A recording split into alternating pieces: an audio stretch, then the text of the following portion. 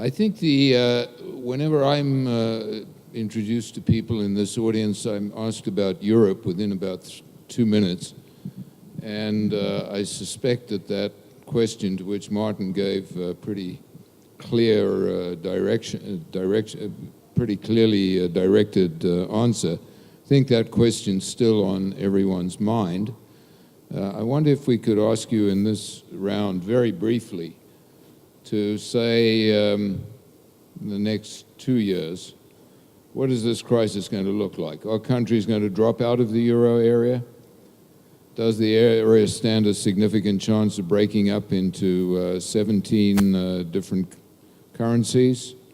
Will the essence of this European monetary union, or the European construction, which is the Franco-German reconciliation and union, will that remain? And always ask people at the end of these things, well, it was very optimistic, or well, it was very pessimistic. Could you give us just your degrees of pessimism? And I see Martin's ready to respond, so Martin, go ahead. No, I'm happy to leave Neil, actually. Why don't we actually go in the reverse order? Martin, you start, and feel free to comment on anything any of the previous speakers have said.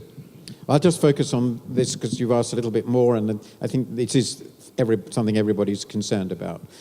I made a remark at the end which I can just adumbrate a little bit more. The Greek program is now about to be implemented by a government which doesn't really have a majority, headed by a man who has spent the last 2 years campaigning against it. Anybody who believes this program is going to be implemented is living in a fantasy world. So they're going to have to modify it dramatically. And if they don't, the system there, I think, will collapse. Unemployment of youth there is already 50%. There is a point at which this is not going to continue to operate, and I suspect it's quite soon. Spain is now in an extremely serious crisis, which will get worse. Austerity is driving its economy into deeper recession. It's inevitable. There is not adequate financing for Spain in the markets, so it will need a program. I think it's almost inevitable. The program, if it looks like any of the other programs, is, I think, again going to break down in Spanish politics, one of the consequences of which I'm sure will be a rise of extremist parties there as elsewhere. Italy has a very different problem, a severe rollover problem, but the rollover problem, again, will get worse if Spain gets worse. This is just to say that if things are just left to unfold as they are now expected to unfold, with the resources they put up for it, with this very long-run plan that Germany has to turn the whole Eurozone into a greater Germany, this thing is going to fail.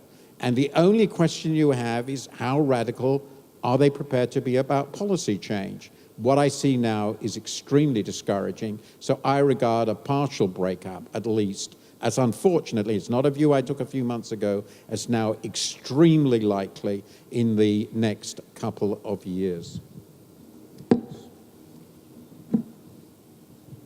I would just add two things to that on Europe. One is, consistent with what Martin said, we tend to think of crises as something that are short-lived. This could become the new normal for quite a while. Since this has begun, politics have consistently lagged behind the finances and the economics. And it's not clear to me that that's going to change anytime soon. And secondly, and I think it's the backdrop to all this, at least I find it useful to distinguish between, if you will, the financial crisis and the economic condition of Europe. And even if somehow we're all too pessimistic up here and things were to get better in terms of dealing with some of the immediates, I still don't see that Europe is willing and able to make the big steps, and I'm going to sound rather chauvinistic here, but in some ways to become slightly more like America, in terms of becoming much more of a market, certain types of deregulation, changing the law to dramatically increase labor mobility, increasing capital availability, and so forth. And I don't see that. So there's so much of the debate is between austerity versus stimulus. What's getting lost is the word growth. And even if people sometimes use the word, they don't then back it up with serious policies. I was one of those who ferociously opposed monetary union in the 1990s, at a time when whatever you were writing, Martin, your newspaper was less than zealous in its opposition. It was in good company. The Economist also strongly favoured British membership of the euro. Those of us who got this right should do a little victory lap at this point. We don't get the chance to do that often enough. And also we should mercilessly point out who got it wrong. I was recently reading a hilarious article from 1998 by Paul Krugman, in which he said the biggest danger that faced this new currency was that the people running the European Central Bank wouldn't be enough like Alan Greenspan in their approach to monetary policy. That's one that's framed in my bathroom now. So what Martin said is important. The only way out of this is federal institutions. You start with something like federal-wide deposit insurance to stop the bank runs in countries like Greece and Spain. You then have to recapitalize the banks. You can't do that via the sovereign. That's what the Spaniards just discovered already. They already knew that, but the Germans were in denial. And you end up with Eurobonds of some sort or another. In other words, you have to take some of the national debts and make them the responsibility of the European Union or the Eurozone. And this is really a fast track, or in this case, slow track, to a federal republic of Europe. To put it in American terms, Richard's right to think about it that way. Tom Sargent pointed out in his great Nobel acceptance lecture last year that essentially Europe is trapped between the Articles of Confederation and the Constitution. And the question is, can the Germans make what is going to be a historic U-turn and accept the logic of monetary union, which always was that it would lead to a federal Europe? That's what Jacques Delors says in the Delors Report of 1989. It's what Helmut Kohl said when he was Chancellor. It's Angela Merkel who's in denial about the logic of monetary union. And the big question, the only question about Europe that you really need to ask, is a question of a psychoanalytical nature about a German woman. Let me conclude with a couple of points.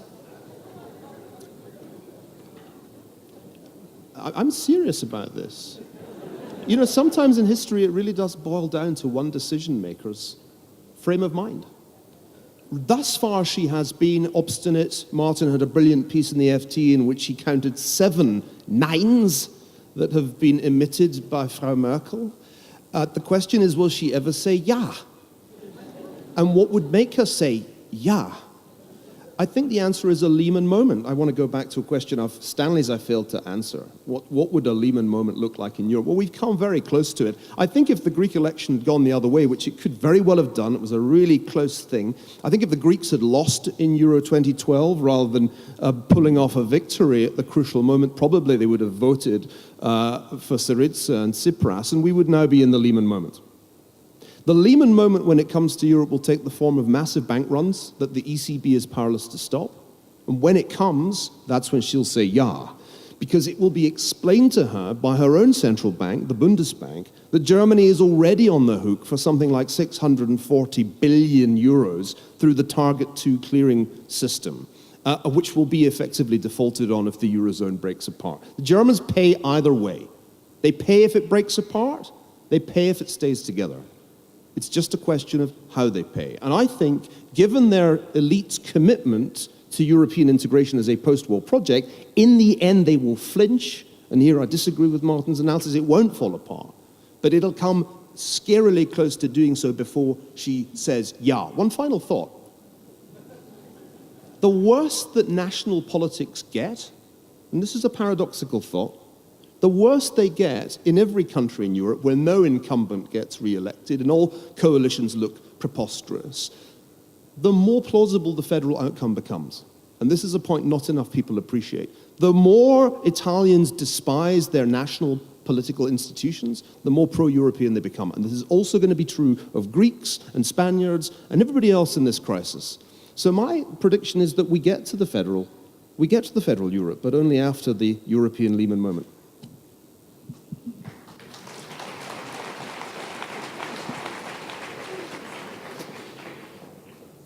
Well, I think you're all getting rather emotional about this, and with the discipline of distance, we're getting bored with it, really. We're hearing headlines, gossip, rumours, it's going on and on. We've learned that banks can fail really quickly, but governments fail really slowly. And if they're in a currency union, it takes longer. And if they're European, it takes an awful lot of noise and headlines and confusion about governance. And I think we all realise that Greece is an embarrassment to Europe now. But it's also pretty clear that Spain and Italy are crucial to French and German banks. And for that reason, we think Europe is going to muddle through. And it's going to take a long time, and there's going to be a lot of headlines, and it's going to test the ability of people in this part of the world and in our part of the world to get on with life and make investments and get some growth going while considerable uncertainty remains in Europe. As for Frau Merkel, I think she's following the old Hebrew proverb, which says that he who eats till he is sick must fast till he is well.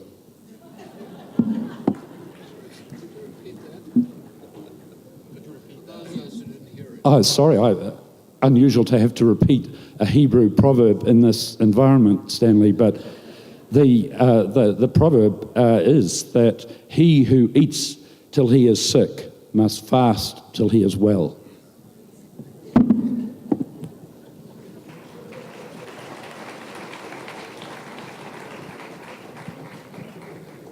You had a much better education than me, that's clear.